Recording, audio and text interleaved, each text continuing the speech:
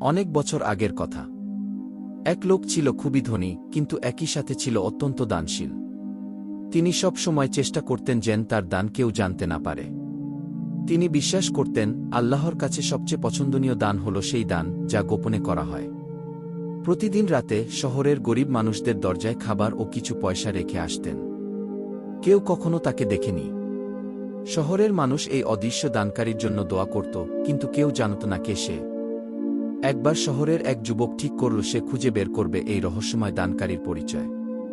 সে এক রাতে লুকিয়ে রইল এক গরিব বৃদ্ধের বাড়ির পাশে।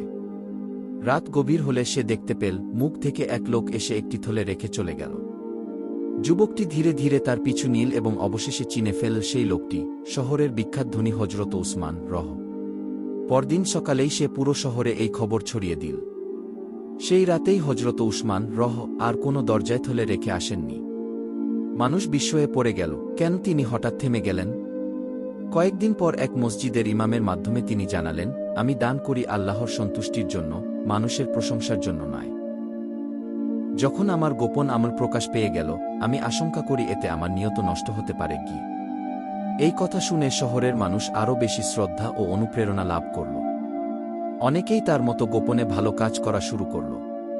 প্রিয় দর্শক বৃন্দ, এই গল্পটি থেকে শিখতে পারলাম যে আল্লাহর কাছে সবচেয়ে প্রিয় আমল সেই যা করা হয় একমাত্র তার সন্তুষ্টির জন্য, গোপনে ও নিঃস্বার্থভাবে।